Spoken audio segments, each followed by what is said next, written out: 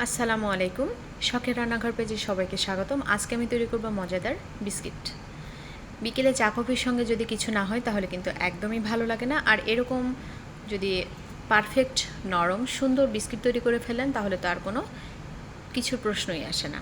এর জন্য আমি নিয়ে নিয়েছি একটা ডিম। এখানে আমি অল্প কিছু বিস্কিট তৈরি করবো, এই জন্য একটা ডিম নিয়েছি। আপনারা চাইলে ডিমের পরিমাণটা বাড়িয়ে কমিয়েও নিতে পারেন। আর দিয়ে দিচ্ছি 1 কাপ চিনি, সামান্য একটু লবণ।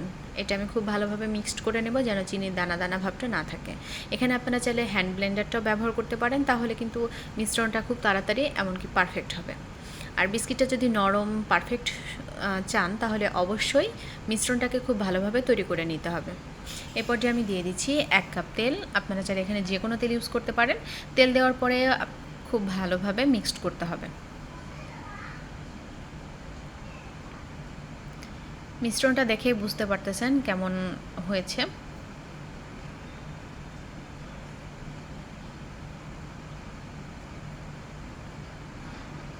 এ পর্যায়ে আমি দিয়ে দেব ময়দা। এখানে আমি 2 কাপ ময়দা ব্যবহার করেছি। আর 1 কাপ দিয়ে দিচ্ছি বেকিং পাউডার। আর এখানে আমি 1 কাপ দিয়ে দিচ্ছি গুঁড়া দুধ দিয়ে খুব ভালোভাবে মাখিয়ে নেব।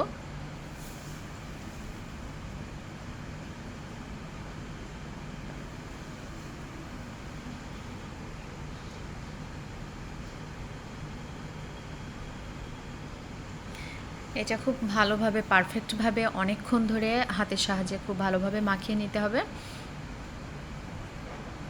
দেখতে পাচ্ছেন এই পর্যায়ে আমি বিস্কিটের শেপ তৈরি করে নেব। আমি এখানে লম্বা লম্বা শেপ করে নিয়েছি। আপনারা চাইলে যে কোনো শেপে করে নিতে পারেন, গোল শেপেও করতে পারেন। এটা আপনাদের পছন্দ মতো আপনারা তৈরি করবেন। এখানে আমি ছুরির সাহায্যে একটু দাগ কেটে নেব।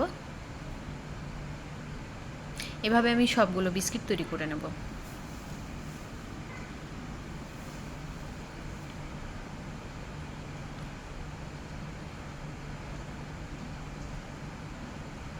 আমার বিস্কিট তৈরি করা কমপ্লিট, দেখতে পাচ্ছেন। এ পর্যায়ে আমরা এগুলো একটু ভেজে নেব। এই জন্য আমি তেল দিয়েছি। তেলের পরিমাণটা অবশ্যই বাড়িয়ে দিতে হবে, ডুবো তেলে ভাজতে হবে, তাহলে কিন্তু বিস্কিটটা একদম নরম সফট হবে।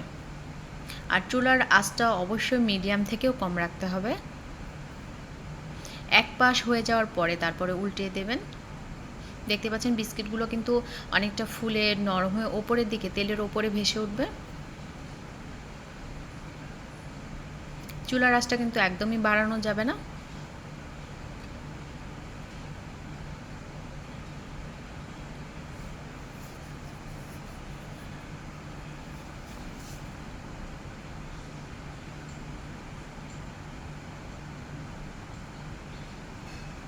এখানে কিন্তু আমার বিস্কিটগুলো ভাজা কমপ্লিট। ঠিক এরকম একটা কালার আসবে। এ পর্যায়ে আমরা উঠিয়ে নেব।